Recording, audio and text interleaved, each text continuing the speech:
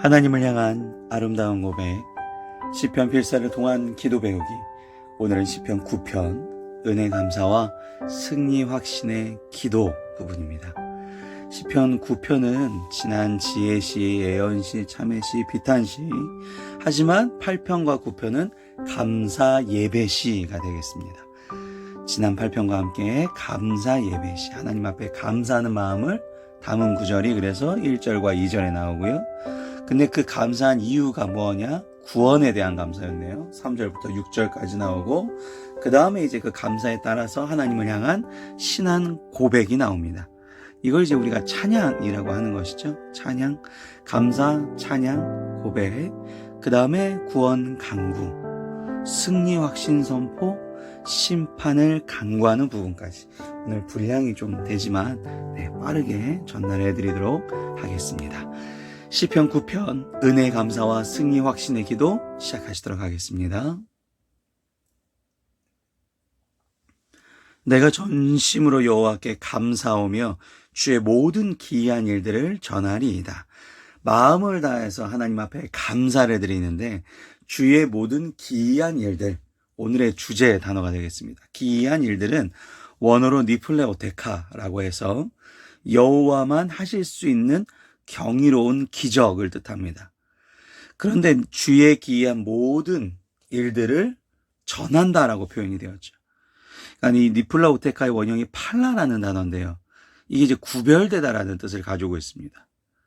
우리는 니플레오테카, 그러니까 여호와만 하실 수 있는 경이로운 기적을 우리의 삶을 통해서 보여주는 구별된 사람이다라는 것을 다윗이 전달하고 있습니다. 그러니까 니플레오테카를 우리는 보여주고 전달하는 사람, 이것이 바로 그리스도인이 되겠습니다. 내가 주를 기뻐하고 즐거워하며 지존하신 주의 이름을 찬송하리니, 그분의 뜻을 따라 사는 구별된 삶으로 하나님을 기쁘시게 하는 게 주님을 기쁘시게 하는 거죠.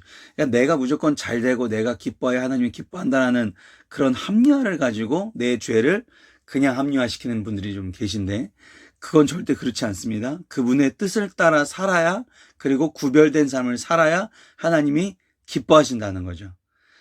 나에게 맞는 하나님, 나의 하나님이라고 해서 하나님을 내 자의적으로 해석하면 안 되겠죠.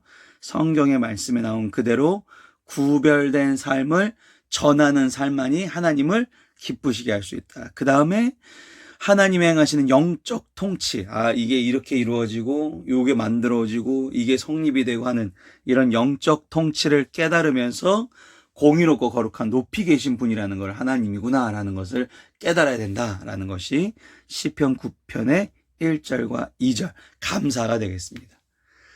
자, 그럼 3절부터는 그 감사의 이유가 나오는데요. 내 원수들이 물러갈 때에 주 앞에서 넘어져서 망하고, 주께서 나의 의와 송사를 변화하셨으며 보좌 앉으사 의롭게 심판하셨나이다. 억울한 내가 일을 겪었나 봐요. 원수를 통해서 억울한 일을 겪었는데 그것을 하나님께서 억울함을 풀어주셨어요. 이방 나라들을 책망하시고 악인을 멸하시며 그들의 이름을 영원히 지우셨나이다. 이름을 지우셨답니다. 원수가 끊어져 영원히 멸망하게 하셨사오며 주께서 무너뜨린 성읍들을 기억할 수 없나이다. 이 출애굽기 17장 14절에 보시면 완전한 심판에 대해서 나오는데, 그 완전한 심판이라는 것은 결국 사람들의 기억에서 잊혀지는 것, 지워져 버리는 게 가장 철저한 파멸이 되겠습니다. 악인들이 잊혀져 버린다. 그러니까 그 사람한테 잊혀져 버려서 그 사람이 있었는지도 모르는, 존재 가치가 없어지는, 그것이 정말 철저한 파멸이 되시는 거죠. 자, 그 다음에 7절부터 12절은 그 감사에 대해서 이제 하나님을 향한 신앙 고백이 펼쳐집니다. 여호와께서 영원히 앉으시며 심판을 위하여 보좌를 준비하셨다. 영원히 앉으셨어요. 어디에요? 심판을 위한 보좌의 자리에. 그러니까 내가 하나님을 신뢰하고 의롭게 살아가는데, 이 불의한 세상에서 그게 되게 억울한 일이거든요. 착하게 살지 말아라, 이런 얘기 굉장히 많이 듣지 않습니까? 근데 그렇게 억울한 일을 당할 수도 있지만 낙심하거나 절망하지 않아야 되는 이유가 여기 있죠. 하나님께서 시간을 초월하셔서 항상 심판의 그 자리에 앉아 계시, 심판장의 자리에 앉아 계시기 때문에 그렇습니다. 그럼 언젠가 나에게 가장 좋은 걸 주실 수밖에 없다라는 것이죠. 언젠가는, 왜냐하면 영원히 앉아 계시게 하나님이기 때문에. 그래서 베푸실 심판을 소망으로 기다리는 것이 중요한 것이다. 이게 오늘의 이제 두 번째 주제가 됩니다. 첫 번째는 하나님만이 하실 수 있는 그 기적을 내가 전하는 사람, 보여주는 사람. 두 번째는 하나님께서 영원한 심판장의 자리에 앉아 계시는 걸 믿고 그 소망으로 기다리는 것. 자, 8절, 공의로 세계를 심판하시며 정직으로 만민에게 판결을 내리시다. 판결의 기준은 공의와 정직이다. 하나님을 절대적으로 따라 살아가는 그런 모습이다. 이게 공의와 정직. 그러면 결코 내가 이 심판에서 억울한 일을 당할 일은 없다. 여호와는 압제를 당하는 자의 요새, 환난 때의 요새. 여호와여 주의 이름을 아는 자는 주를 의지하여 있는 줄을 찾는 자들을 버리지 아니하신다. 고난할 때에, 힘든 순간에 하나님의 도우심을 받기 위해서 하나님의 이름을 부르면서, 나의 요새시여 이름을 부르시면서 하나님께 나아가는 것이 안정과 도움을 받게 되는 신앙생활인 걸 믿으시기 바랍니다. 그래서 우리가 예수님 믿는 겁니다. 너희는 시온에 계신 여호와를 찬송하며 그의 행사를 백성 중에 선포할지어다. 아까 나왔던 그 첫 번째 주제였죠. 니플레오테카를 내가 보여주는 것. 시온에 계신 여호와를 찬송하며 그의 행사를 백성 중에 선포할지어다. 이것이 굉장히 중요한 구별된 사람으로서의 의무라는 것입니다. 12절, 피 흘림을 신문하는 이가 그들을 기억하시며 가난한 자들의 부르짖음을 잊지 아니하시노도다. 그러니까 억울하게 피 흘리는 일들을 하나님께서는 다 기억해 주실 것이고, 내가 억울해서 부르짖는 이 소리를 다 듣고 계실 것이다. 왜냐하면 하나님께서 영원한 심판 자리에 앉아있기 때문에. 그래서 지금 보시면 11절과 12절, 우리의 전체적인 오늘 시편의 9편의 큰 주제 두 가지가 바로바로 나왔습니다. 그렇죠? 네. 여기 11절 이렇게 보시면 이거고, 그 다음 12절 이거죠.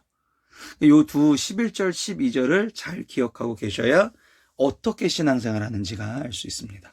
자, 그 다음에는 이제 구원에 대한 간구가 나옵니다. 은혜를 베풀어 주셔서 나를 사망의 문에서 일으키시는 주여, 나를 미워하는 자에게서 받는 나의 고통을 보여주세요. 저 보고 계시죠? 이렇게 물어보는 거죠. 이걸 보고 계시면 조금 해결해 주세요.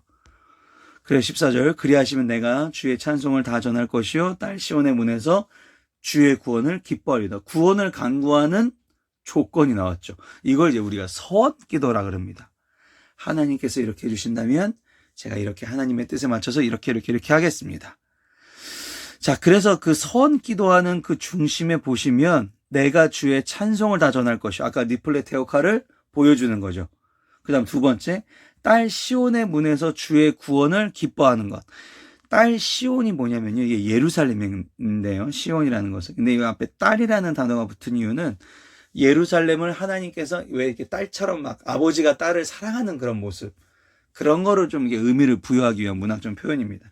하나님이 사랑하시는 그곳 예루살렘, 그러니까 다윗의 언약궤가 있었고 예수님의 마지막에 큰 이제 언약이 선포되는 그 예루살렘, 거기서 주의 구원을 기뻐하리이다. 하나님의 구원 역사를, 예루살렘은 모든 요지죠. 거기 가장 중요한 곳이니까 사람이 가장 많죠. 그 많은 곳에서 하나님의 구원 역사를 많은 사람에게 내가 전달하겠다. 이게 이제 소원기도입니다. 나를 여기서 구해주시면 하나님의 이 찬송을 이 많은 사람들에게 내가 다 전하겠다. 자, 그러니까 구원을 간구하는데 그 간구하는 서원을 어떻게 해야 되는지에 대해서 14절 보셨고요. 15절부터 18절은 승리 확신입니다. 이방 나라들은 자기가 판 웅덩이에 빠지며 자기가 숨긴 그물에 자기 발이 걸렸고요. 여호와께서 자기를 알게 하사 심판을 행하셨으며 악인은 자기가 손으로 행한 일에 스스로 얽혔도다. 히카연 셀라가 나옵니다. 이건 그냥 읽어보시면 되는데요. 히카연이라는 단어는요, 하가라는 단어에서 유래했는데, 하가가 묵상하다라는 뜻을 가지고 있습니다. 그러니까 거기서 유래한 명사니까 묵상이라는 뜻이죠. 16절까지 악인들에 대한 이런 심판에 대해서 딱 하고 잠깐 묵상하자는 얘기예요. 멈추고. 셀라가 나왔기 때문에 분위기가 반전이거든요. 잠깐 멈춰서 진짜 묵상해 보는 거죠. 여기서 묵상하는 기도는 나를 미워하는 악인들이 진짜 심판을 당하게끔 하는 그런 묵상도 있겠지만 사실상 나는 거룩한가, 구별됐는가 라는 것을 점검하는 묵상이 되겠습니다. 17절, 그런 악인들은 스올로 돌아간다. 지옥 간다는 얘기죠. 궁핍한 자가 항상 잃어버림은 당하지 아니하며 가난한 자들이 영원히 실망하지 아니하리로다. 17절 잠깐 다시 보시면 하나님을 잃어버린 사람이 악인이에요. 하나님을 알지 못하는 사람은 여기서 악인으로 칭합니다. 자, 근데 궁핍한 자가 항상 잃어버림을 당하지 아니함. 아까 피 흘리는 자도 나왔지만 억울하고 하나님 앞에 내가 거룩하게 살았는데도 불구하고 악한 일을 당한 게 억울한 거거든요. 그런 사람들은 영원히 실망하지 않아. 그래서 하나님께서 때가 되면 완벽한 의지를 우리를 통해서 성취하실 것이다. 이 확실한 보증이 소망이죠. 그러니까 내가 하나님의 뜻에 살았는데도 억울한 일을 계속적으로 당하지는 않을 것이다. 이 보증이 소망이 되겠습니다. 자, 마지막입니다. 심판을 간구하는 부분이네요. 여호와여 일어나사. 일어나시면 큰일 난다 그랬죠. 다 그냥 무서워서 벌벌 떨게 되는 것이죠. 이방 나라들을 벌벌 떨게 하시고 여호와여 그들을 두렵게 하시며 이방 나라들이 자기는 인생뿐인 줄 알게 하소서. 그러니까 하나님, 이게 나는 인생밖에 없구나. 이거 얼마나 허무합니까? 우리가 딱 100년, 우리가 딱 80년만 살면 죽으면 우리 영혼이 너무 허무하지 않겠습니까? 하나님 앞에 죽을 수밖에 없는 허무한 인생들인 것을 악인들이 깨닫게 하여 주시옵소서. 이게 심판 간구입니다. 그러니까 그 사람이 고통 중에 가장 큰 고통은 허무함. 자기가 비천하다는 것을 깨달은 순간 이것만큼 고통스러운 게 없거든요. 내가 정말 나약해 보이고 내가 아무것도 못하는 것 같고 이거를 악인들 앞에서 느끼게 해주셨어. 악인들은 허무함을 느끼는 거죠. 언제? 내가 죽을 때가 되면 허무해요. 이 시간 앞에서는 사람이 이겨낼 수가 없습니다. 오늘도 하나님 뜻대로 살아가시는 것이 중요합니다.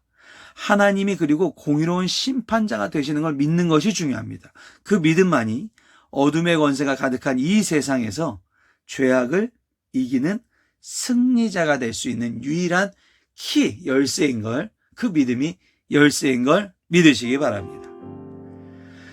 자, 오늘도 마지막 기도입니다. 오늘 마지막 기도는 늘 찬양받기 합당하신 주님. 다 같이 기도하시도록 하겠습니다.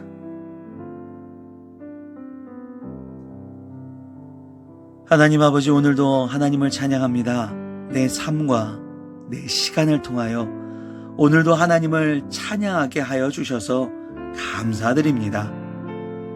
밝은 낮뿐만 아니라 어두움 속에서, 그 밤 속에서 헤매는 그 길에서 있을 때에도 주를 찬양하는 것을 잊지 않게 하여 주시옵소서. 비록 저의 상황은 계속적으로 변할지라도 주의 사랑은 변치 않으시니 주님의 돌보심을 잊지 않고 오늘도 주를 찬양합니다. 저의 이 찬양함으로 인하여 주님의 위대하심이 다른 이에게 전달되고 온 세상이 알 수 있도록 하여 주시옵소서. 원수가 날 향해 와도 찬양합니다. 날 미워하는 사람들이 있어도 찬양합니다. 오늘도 찬양으로 선포하오니 모든 것이 공의로우신 주님의 뜻대로 될 줄 믿습니다. 사랑과 은혜가 충만하신 예수님의 이름으로 기도를 싸움나이다. 아멘.